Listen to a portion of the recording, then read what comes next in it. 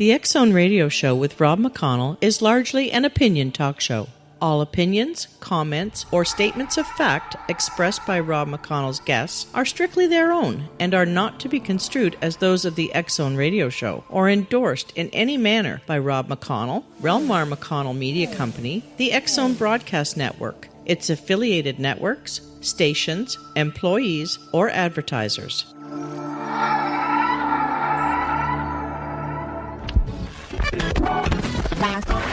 All Hit Radio.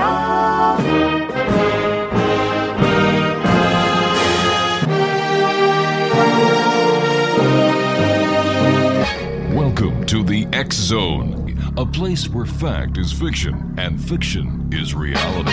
Now, here's your host, Rob McConnell. Welcome back to the X Zone, everyone. My name is Rob McConnell, coming to you from our studios in Hamilton, Ontario, Canada. Worldwide toll-free 1-800-610-7035. Email xzone at xzoneradiotv.com. On MSN Messenger, Xzone Radio TV. He related events both from his own collections as well as he himself had been told by his associate, Stewart Menzies, who was the head of MI6, which is military intelligence, during World War II. Menzies had daily meetings with Churchill, and our guest, Eddie Upnick, made a promise to Sidney Dowse that he would not repeat anything he had revealed to him until after his death. Mr. Dowse died in 2008. Joining me now is my guest this hour, Eddie Upnick. And Eddie, welcome to the show. Thank you, Rob. Glad to be here. Eddie, give us a little bit of background about yourself before we go on. Okay, I was a joke writer in the 1970s. I wrote for Rodney Dangerfield, among others. Wow. I was a ghost writer for situation comedies. If some writers for different TV shows couldn't make their quota of 4 or 6 episodes, they'd call me and I'd write an episode for them under their name. I invented a game in 1984 called Super Chess, which was played in 37 countries and was a Games Magazine Game of the Year. And aside from that, I've basically been working, in various creative fields of writing and, joke writing and helping other writers, that sort of thing. Tell me, what was it like when you first encountered Sidney Dowse? It was really an unusual encounter because I didn't expect anything to happen. We were on vacation in Antigua at a sandals resort with another couple. My wife and I were with another couple. And seated opposite from us was Sidney Dowse and his wife Penelope. And after sitting there for a minute, The Great Escape was one of my favorite movies of all time. And after Penelope Dowse said, well, my husband, he was one of the men who escaped from that camp. Wow. And as soon as she said that, I turned to my wife, I said, you're not going to see me for the next 5 days. I'm going to be following this man around and trying to get some stories out of him. And for the first 3 days, he wouldn't tell me anything. His wife kept saying, he never talks about the war. He never goes there, So I took that as a challenge, and I just stayed on him. And finally, as I was about to give up on the third night, we were sitting at a bar around 11 o'clock at night, and he turns to me and he said, if I talk to you, you have to make me 2 promises. One is that you won't reveal anything that I'm telling you until after my death, and the other is that you will put this in the form of a novel. I don't want it like a documentary. He said, I want it so people can believe it, or they don't have to believe it, and if it's in a novel, they don't have to believe it. I said, no problem. Sure. And then he went on to tell me things that were not in any history book. Many of the stories were about the camp itself, but most of the stories that triggered the writing of these books were from before the war started. He worked for Stewart Menzies in secret operations. And the story that triggered the writing of Time Will Tell was, he said, 2 men came into British Command headquarters in July of 1939. All right, Stan, okay, you and I have to take a commercial break here. I'm sorry you don't have the script in front of you. We have to take our 2-minute break, and we'll be right back. Interesting hour, X Zone Nation. Eddie Upnick is our guest for this hour. www.eddieupnick.com. That's EDDIEUPNICK.com. And we'll be back on the other side of this break. Don't go away.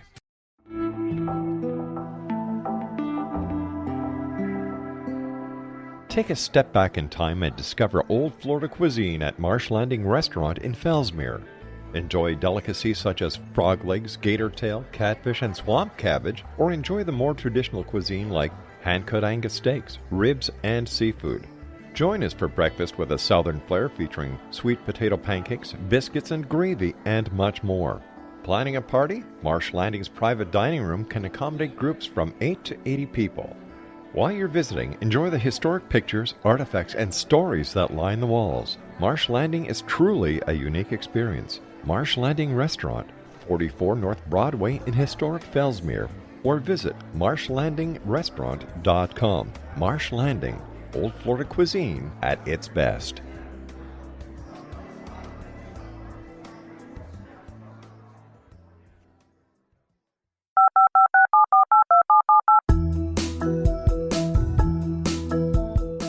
Did you know that when you're on the road with limited data or Wi-Fi, you can still listen to the X-Zone Radio Show with Rob McConnell, The Science of Magic with Gwilda Wiyaka, X-1, Dimension X, Space Patrol, and every minute of the X-Zone Broadcast Network by calling 213-401-0080, courtesy of Audio Now.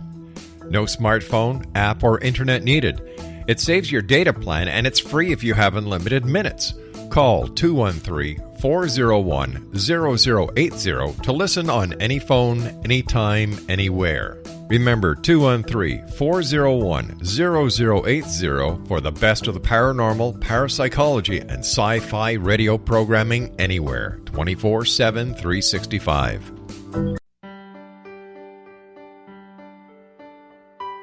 We all desire health, happiness, and fulfillment, but often get in our own way. Repeated patterns that leave us out of control can keep us feeling powerless, frustrated, and unable to move forward in spite of our best efforts. Unconscious patterning disconnects us from our gifts, often destroying the very thing we seek. But there is an answer. We can take charge of our destiny and heal the trauma of our history.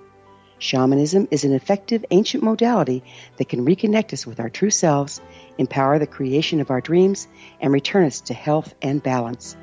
Cody Alexander is a certified shamanic practitioner and teacher with 11 years' experience. Email healingpathways33@gmail.com or visit codyalexander.net to schedule a long-distance shamanic session today.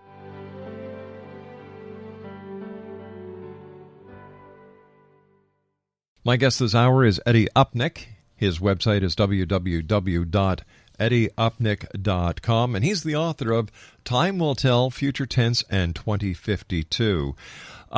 We were talking about how you met Sidney Dowse and you know how he intrigued you, being that he was part of the Great Escape, the real Great Escape that was portrayed in the 1963 movie. But I understand that he was part of military intelligence, and am I correct in reading that time travelers actually helped the Allies in July of 1939? Well, that was the story that triggered the writing of Time Will Tell. When Sidney told me this story, I got goosebumps. I believed him. He was not the type of man that BS very much. He really very straight shooting. And when he told me that two men came into British Command headquarters in July of 1939, this was Stewart Menzies telling Sidney the story. Sidney was not there. Right. These two men came into British Command headquarters carrying handheld devices of some kind, and they said they'd like to help the British break the German Enigma codes, which were the codes that were used for German commanders in the field to be issued orders by the German High Command. And if the English knew those orders at the same time the German officers in the field were getting them, they'd have quite an advantage. And the other thing these two men wanted to do was improve the fledgling British radar system, which in 15 minutes they were able to do using these handheld devices. They improved the British radar system by a 75-mile radius, and they handed them the code keys to the German Enigma codes and how to break the German code. And Menzies was looking at these men, and he said, "Are you German defectors?" And one of the men just walked out the door, and the second man turned in the doorway and said to him, "No, we're not German defectors. We're just here to make sure a certain future doesn't happen." Okay. When Sidney told me this story, I said, well, who do you think these guys were? Do you think they were time travelers who came back to make sure the Allies won World War II? And Sidney, with no sense of humor, he just turned to me and he said, that's not the first time I've considered that possibility. So that really triggered the writing of Time Will Tell. Let me ask you this. Let me ask you this. If these were, in fact, time travelers, and I wasn't there, so I really don't know if they were or not, would they have not given the British much more information than just the Enigma code or the increasing the radar? How do we know that this really happened? Well, the other thing that they did hand Menzies as they were leaving was a piece of paper with 19 names on it. And they said these are 19 German spies working in MI6. And Menzies looked at the list, had the men followed for about 2 weeks, realized that this list was genuine, and those 19 agents were shot before the war started. So, how are they time travelers? I mean, this is what Sidney Dowse believed. I mean, it's a fantastic story, but a handheld device in 1939. I mean, we didn't have PDAs until the late 90s at the earliest. So, there were a lot of pieces of this that just came together in an interesting way. I mean, Sidney told me other stories. He told me that Winston Churchill knew about the Pearl Harbor attack 2 weeks before it was to take place because they did break the Japanese codes, and they knew that the attack was coming. And one of the chapters in Time Will Tell is called Churchill's Dilemma, because he knew of the exact date of the attack, but he didn't know how to handle it, because he was desperate to get the United States into World War II, but he figured if he told FDR the exact date and time of the attack, the Americans would somehow stop it, and they wouldn't enter the war. So he said Churchill was for 3 days sitting alone in a room trying to figure out how to handle this. And the compromise, according to Sidney Dowse, was that Churchill came up with was he called Roosevelt and he told him, listen, get your 4 aircraft carriers out of Pearl Harbor between December 1st and December 14th. He said, put them on maneuvers, do whatever you have to do, just get them out of there. And when FDR asked him why, Churchill said, please don't ask, just do it. And the 4 aircraft carriers were on maneuvers and not in Pearl Harbor when the attack happened. So, that was fascinating to me. And the other interesting part of the end of that story was after December 7th, Churchill was fully expecting the United States to declare war on Germany as well as Japan. But we didn't. We only declared war on Japan. So Churchill was absolutely freaking out. This is how Sidney put it to me. Right. That, we were going to attack Japan, but, Germany was safe for the moment. And thank goodness there's a date in history that is not very well known.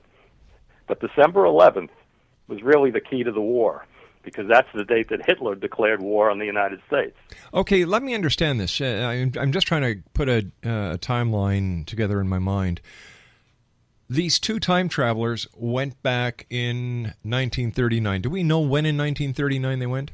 In what month it was? It was in July. All I know is it was July of 1939 that they walked into British Command headquarters. All right, because it was July the 26th and 27th during a conference that the British claimed that they had broken the Enigma code. Well, it's certainly the timing is right, because if it was a few days before that, or even a few weeks before that in July, that does make sense. I don't know the exact date in July. He just said July of 1939. It's just food for thought, and it's certainly, it's plausible in a way, because if there ever were time travelers, you would think World War II would be a focal point in history. Or if there were time travelers, they'd also give us insight to many other things that are boggling us at this time in our society. For example, cancer, what we could do for global warming, and so on and so forth. Why is it that they only gave the information pertaining to the Enigma code and these 19 agents? Well, this was all that Sidney Dowse was aware of. Okay, who knows what other things, if these time travelers have come back from time to time and worked here or there and tried to help society evolve. I mean, basically, my 3 books sort of postulate on this. what you're saying, and I come up with my own, versions of what might have happened based on some other factors involved. But this was really what triggered the writing of the book. I mean, this story in itself, and Amy's telling me that Neville Chamberlain was not the fool that history portrayed him to be. He was just buying time for England to prepare for war. Right. And he just played the fool. And he said that really bothered Sidney, and it bothered Churchill that Neville Chamberlain took the heat for everything as the complete buffoon, the peace in our time speech and all that, and it was just strictly to buy more time for England to complete some of their war projects. Do you think that time travelers are still interacting with the powers to be? I have no idea. I mean, you'd have to hope so if we need them. I would imagine they would wait for a near catastrophe to happen before they get involved. But look what happened with the atomic bombs on Nagasaki and Hiroshima. They were pretty devastating. And then we had the twin towers. That was very devastating. How come nobody intervened with that? They're great questions, and there's more questions than there are answers. Yeah. But it's you would think that many things would just have to play out naturally, and other things that were very, very serious and could change the course of history. But what was it? What was it with this gentleman, Mr. Dowse, that made you believe him? Well, the fact that he wouldn't even talk to me for 3 days. His wife telling me he never talked about the war. He hadn't spoken about the war in 50 years, according to her. And, I had just given up. I wasn't even, and then when he saw that I, looked a little despondent, I was depressed that he wouldn't talk about anything. That's when he turned to me and said, look, you got to make me these 2 promises and I will talk to you. And, I've always believed that there are certain people in history that are there when certain major things happen, and they know what really went down, and history is sometimes recorded differently to protect the public. And I truly believe that fact. In fact, I grew up with a couple of friends of mine who went into black ops. One of them was assigned to Area 51. One of them was, working on Homeland Security. And the Homeland Security friend was telling me, back on 9/11, right after that, there was in New York. There's a bridge called the Throgs Neck Bridge. And he was telling me that they had dynamited this bridge, that the extremists had dynamited the bridge, and they were 3 minutes away from exploding the Throgs Neck Bridge with hundreds of cars traveling over it, and they were able to disable the dynamite and the C4 just in time. And this was never recorded, because they buried it. It never, it was never written about. So in that sense, people that are there at the time that history actually happens have control of the situation. If they have tight tongues and they don't want to talk about these things, they just disappear. And at that time, America didn't need another, major threat coming from the extremists after we lost all the 3,000 people on 9/11. So they decided to bury the story and, not give them any more press.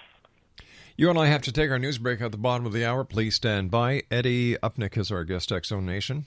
His website is www.eddieupnick.com. That's EDDIEUPNICK.com. And Eddie's the author of, do you have your pencils and paper ready? Okay. Time Will Tell, Future Tense, and 2052. We'll be back on the other side of this news break as we continue here in the X-Zone from our studios in Hamilton, Ontario, Canada. My name is Rob McConnell. Don't go away. This is the X-Zone Broadcast Network, broadcasting worldwide on broadcast affiliates and satellite program providers, including CNN Broadcast Network, Sirius Satellite Network, Star Media, Good News Radio Network, Angel Broadcast Network, Wiki Broadcast Network, and WPBN TV. For more information on the X-Zone Broadcast Network, visit us at www.xzbn.net.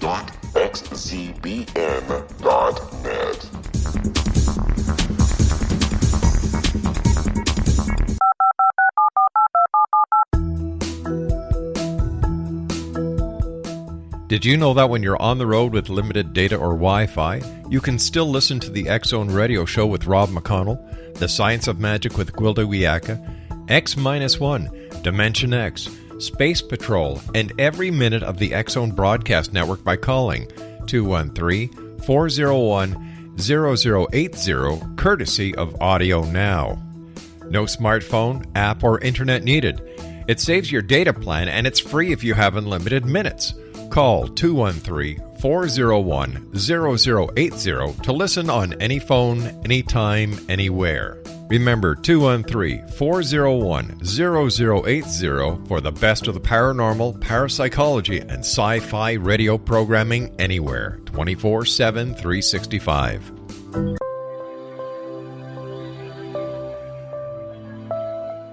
There's a legend shared by many indigenous cultures of a time when the nations were cast to the four corners of the world. Each nation was given a body of sacred knowledge that held a different portion of the truth to preserve. True reality could not be known until all the nations reunited, combining the information. If a single one was missing, the world could not be reborn and darkness would prevail. The Science of Magic Radio is dedicated to reuniting the sacred knowledge. With the understanding, none of us has all the answers, but together we can open new perceptions and possibilities. Through our combined vision, the world can be reborn into a place where darkness no longer prevails. Join me, Gwilda Wiyaka, and the Science of Magic daily on the X-Zone Broadcast Network, xzbn.net, or visit us at thescienceofmagic.net.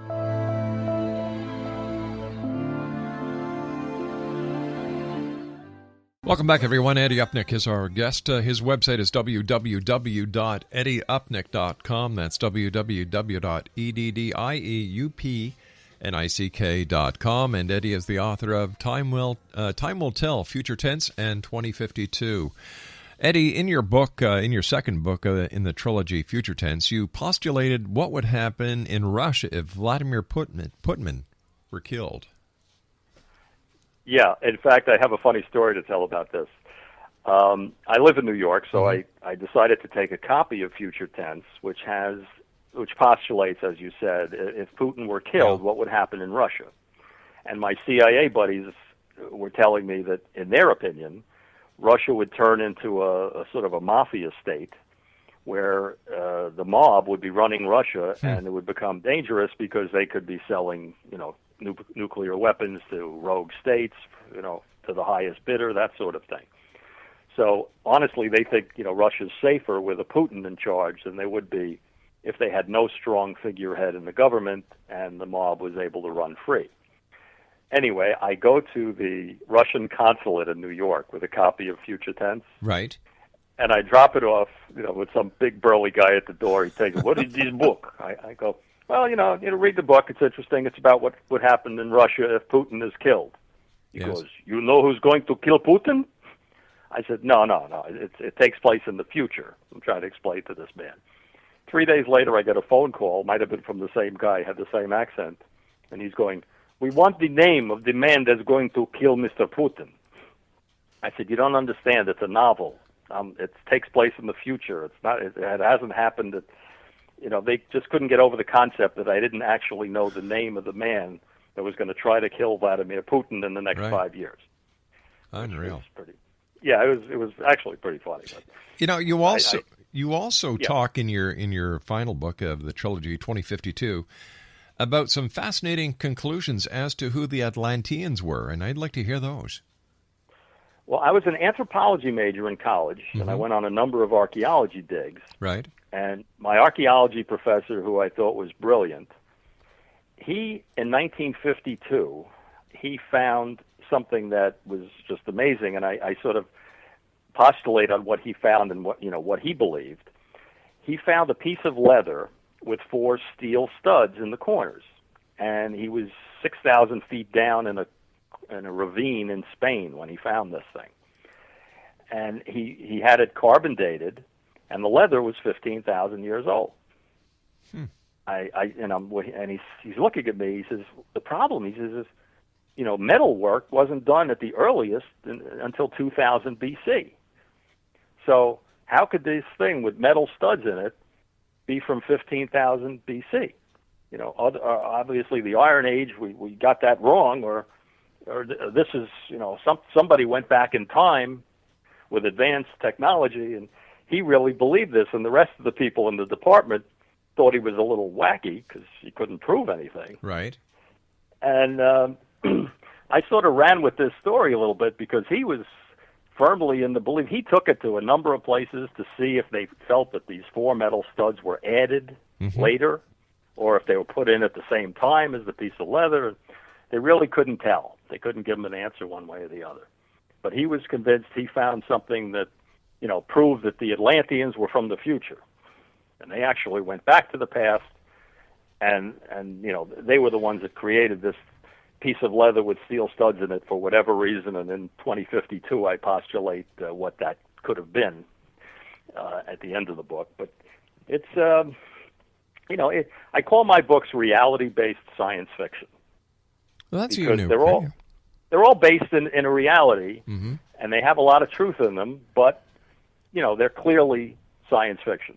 All right, so let me understand this. The Atlanteans were space travelers or time travelers? No, he thought they were time travelers. He thought they were people from, let's say, 50 years from now to 500 years from now, who went back in time for whatever reason, and created their own society on these islands, which they called Atlantis. Well, then, based on the trilogies the trilogy that you've written, who are the extraterrestrials that people keep talking about, and are UFOs real? Well, my friend who works at Area 51, I'd have to get him drunk, and he might release one statement to me per year, kind of thing. But over the course of the last 30 years, he's told me a few things. He told me there are various spaceships at Area 51. He personally hasn't seen any aliens, but he said the members of the Air Force fly these things. And that could be the UFOs that people have been seeing. That our Air Force personnel are flying around with these things. Is it possible what the Air Force personnel are flying around in are actually experimental craft from good old terra firma here? Well, that's the more logical, down-to-earth, non-UFO believing theory for sure. Sober one too. Yeah. I mean, it's hard to know. It's like anything else. It's trying to figure out a puzzle when you have 20% of it. Yeah, just like right now in the UFO community, there's quite a battle going on because now top ufologists are coming out and saying, "Listen, we were wrong about Roswell, New Mexico. It wasn't anything to do with UFOs, and there never were any ETs or aliens there." So this is really throwing a pipe wrench into all the believers that ET did call home. Well, actually, my friend did believe that Roswell was real.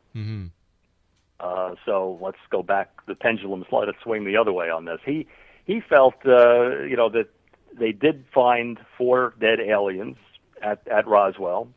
They did a very poor job of covering it up. They flew these aliens to the 8th Air Force Base in Texas, where they underwent autopsies. And that's where they made a deal, according to him, with certain aliens back in 1947 to get the bodies back. They would help us with certain technology, and maybe they left a few of their aircraft behind. It's trying to figure out the puzzle with only 20% of it, 20 or 25% of the puzzle. Either that, or it could be the Santa Claus syndrome. I'm not familiar with that one. No, that's where you create a myth, and because the myth is so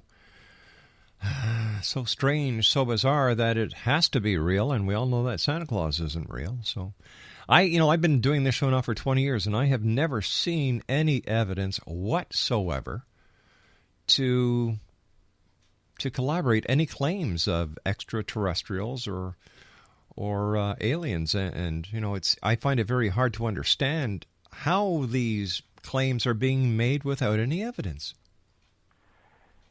Well, I'd love to interview our astronauts who saw UFOs while they were in orbit. Well, there's something else. To keep quiet. Not all astronauts have made that statement. You've got Edgar Mitchell, who's a bit of a loony bin.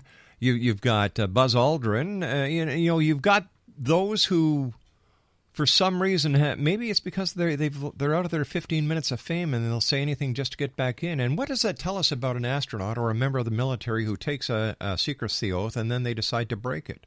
What does that tell us about their character? Well, they just told they told Buzz Aldrin to be quiet about it and not to talk about it in public. Well, Buzz Aldrin got back home. But once again, how do we know what really went on? How, like you're talking about guys who did something great, and then all of a sudden they're on the back burner. So if it takes a bunch of UFO loonies to give them the little bit of attention that they need by saying, you know what, we saw something up there, and frankly, it was UFO. Of course it was UFO. They didn't know what the hell it was. Yeah, it's hard to argue, either side of this argument, because if 25 years from now something comes out that proves that Buzz Aldrin was correct, that he saw something. Hey, good for him. Hats off. Right, that all the chastising he's been taking for it, will disappear. But, will that ever happen? Who knows?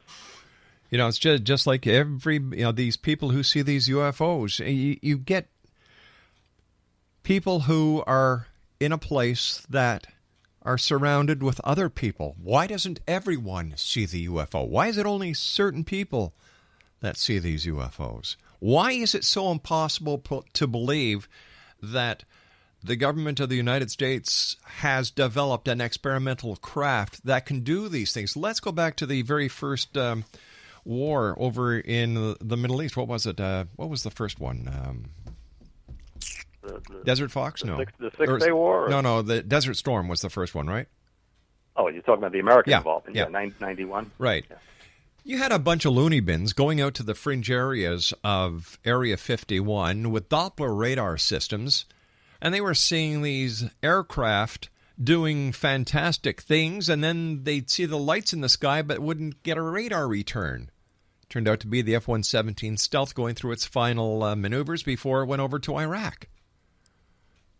That's true. So, what do? Do you take the word of a bunch of people who really don't know what the hell they're talking about? Or do you take the word of people who may know what they're talking about? Or do you just say, hey, show me the evidence and let me make my own conclusion? Well, showing the evidence is the best way to try to get a provable fact. Sure. Well, look at you've got ghosts, you've got Bigfoot, you've got the Loch Ness Monster. If anything, the Internet, which I call the biggest septic tank receptacle that mankind has ever created, has been the forum and the way of dispersing all this information about the paranormal that no one can prove. It's a good story. And we all know for a fact, and you know this being in the media yourself, that when television shows come on let's go back to the 90s when the X-Files first came on. My Lord, there was a spike in every type of paranormal activity that you can imagine. If it was on the X-Files, man, next week, the week following, or even that night, there were massive sightings. This is true. That was that did happen while the X-Files were hot. That's for sure. Independence Day. UFO sightings went up. Close encounters of a third kind, alien encounters went up. So you go throughout history, and whenever there's a spike, look to see what's happening around it. I don't know. When it comes to UFOs, I don't believe in them. I really don't. I really don't. I have never seen any proof. I've never talked to any guest on this show that has been able to give me enough of a story that would make me believe. And then when you've got people like Kevin Randall, who was a staunch supporter of Roswell, and others saying, you know what? We made a mistake. It wasn't a UFO craft. It was terrestrial. You say, whoa, wait a minute. Why are these guys doing backpedaling? Because they're saying, hey, we were wrong. It's that simple. And yet you've got maybe they're being paid to change their story. No, they're not. No, they're not. If ever there's a conspiracy, the conspiracy is not being perpetrated by the government. The UFO conspiracy is being perpetrated by the UFO community, because as long as the conspiracy is in place, that is their out of having to provide evidence of the existence of their claims because the government knows about it. It's all a conspiracy. I don't buy it. I don't buy the Men in Black. I don't buy the story where people were hushed in Roswell. I don't buy Mark Brazel's story whatsoever. And the biggest part in the entire Roswell story that makes me believe it's nothing but trash is Jesse Marcel himself, because here you have the base intelligence officer who goes out to investigate something, finds the strange material that he doesn't understand what it is. And what does he do? This so-called professional soldier, he goes home, wakes up his wife and kid and shows them instead of taking the stuff right back to the Air Force Base, thus breaking the chain of evidence. Makes no sense. It makes no sense at all. No, I see where you're coming from. When's your next book coming out? I think I'm stopping after 3. Come on. One more. Make it a quartet. Well, I mean, I had a lot of fun. It took me 5 years to write these 3 books, and I think I'll get a real job. Oh, now, isn't writing in the media a real job? I mean, working for the people... Of course it is. It's sort of my half joke there. What was it like working... I could tell you one more quick story about Joseph Kennedy. All right, why don't we do this? I'm going to take my final break, and we'll be back. And then, tell me about Joseph Kennedy, and I also want to ask you about a few of the comics that you've worked for. Does that sound okay? Oh, that's fine. All right, Eddie Upnick is my guest, www.eddieupnick.com. The name of Eddie's book and his trilogy is Time Will Tell, Future Tense, and 2052. My name is Rob McConnell. This is the X-Zone, and I will be back with Eddie Upnick on the other side of this commercial break as we continue from our studios in Hamilton, Ontario, Canada. Hey, you want to tell me what's on your mind? You listen to me 4 hours a night. Send me an email, xzone@xzoneradiotv.com. Do you believe that the UFO legend, myth is real, or do you think it's losing its impact on the world? I'll be back. Don't go away. This is the X-Zone Broadcast Network, broadcasting worldwide on broadcast affiliates and satellite program providers, including CNN Broadcast Network, Sirius Satellite Network, Star Media, Good News Radio Network, Angel Broadcast Network, Wiki Broadcast Network, and WPBN TV. For more information on the X-Zone Broadcast Network, visit us at www.xzbn.net.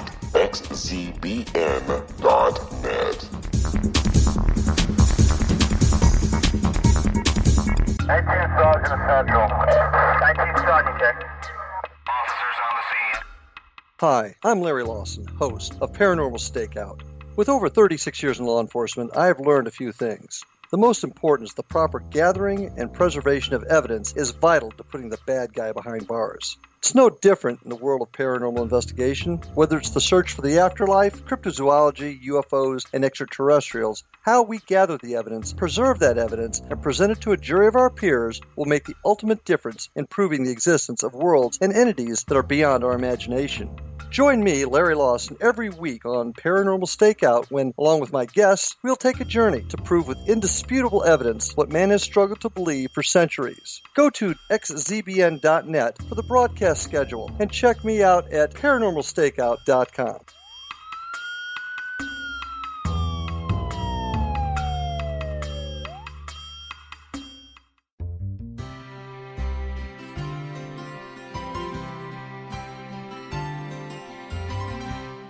True healing must address 4 levels: physical, emotional, mental, and spiritual, for us to live joyful and productive lives. We tend to treat 3 of the 4, leaving the spiritual languishing. If you're tired of the same dysfunctional patterns cropping up in your life, Soul Balancing is for you. Trixie Phelps, owner and founder of Soul Balancing, is a naturally gifted energy healer trained in numerous esoteric forms, including shamanism. Trixie has created a powerful modality that safely and effectively clears your energetic field. A soul balancing session can remove interference, heal trauma, and restore your hope. Contact Trixie for a life-changing long-distance session today. www.soulbalancing.world.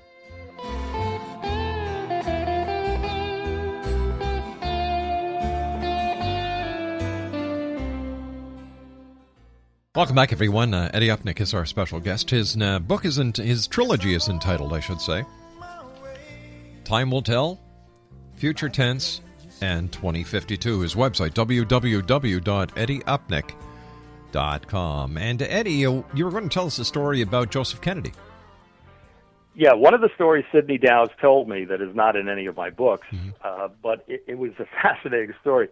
He was working in MI6, right? As the war was, about to break out, and British intelligence followed Joseph Kennedy, who was the ambassador to England for the United States, and Joseph Kennedy had a meeting with Adolf Hitler, and they signed some kind of an agreement, and they took pictures of this, and they wanted to find out what this agreement was. So Churchill invited Joseph Kennedy to dinner, and while he was having dinner with Churchill, Sidney and Stewart Menzies and two men broke into the American embassy. They had the combination to the safe. They opened up the safe, photocopied the document, brought it back to Churchill at the end of the night after Joseph Kennedy left. And what it was an agreement between Adolf Hitler and Joseph Kennedy that when Germany wins World War II, he will be his top lieutenant in the United States. So Churchill, they looked, Sidney said, "What do you want to do with this thing?" Churchill said, "Make a copy of it and send it to Roosevelt." So they made a copy of it, they sent it to Roosevelt. As soon as Roosevelt got it, he recalled Joseph Kennedy as the ambassador to the court of St. James. Wow. And that was that. That was his Joseph Kennedy story. But he said the most interesting part of the story was what Churchill said afterwards. What was that? Churchill said, "This family's going to be cursed for the deal that this man signed with the devil." Wow, that is really interesting. Sounds like this gentleman, Sidney Dowse, was a wealth of information, and, I guess history will thank you for taking the initiative of writing your trilogy and giving us all a glimpse into the past and into the future. Well, my wife said to me, "You can't let these stories die with Sidney. He had no children, and, they might have died if I didn't repeat them." So to that extent, I agree, and I thank you for that. We've got about a minute and a half left. Rodney Dangerfield, what kind of guy was he? Just the same way in real life. Really? Oh, yeah. I when I first went to his club, real quick, I had a whole bunch of jokes I'd written for him, and he was on stage. He came off about 12:30 a.m. He goes, "Hey, kid, you got some jokes there? Come on downstairs. Let's see what you got." So we go downstairs to his dressing room, and a minute later, Rodney's completely naked, standing sideways, looking at a mirror. And he goes, "Hey, kid, is this a body or what?" And I said, "Or what?" He goes, "You're all right, you're okay." and I started writing for him after that. I probably wrote about 50 jokes for him. Well, he was the best in the industry. He paid $50 a joke where every other comedian paid 10. So he was the person you wanted to work for.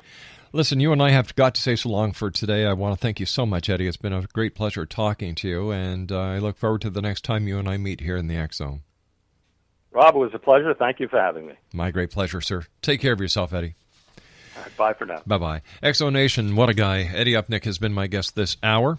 Once again, if you'd like to find out more about Eddie, if you'd like to get his trilogy, Time Will Tell, Future Tense, and 2052, visit his website at www.eddieupnick.com. That's www.eddieupnick.com. And I'll be back on the other side of this commercial break with the news at 6.5 minutes past the top of the hour as the X Zone continues. Where? Right here from our studios in Hamilton, Ontario, Canada.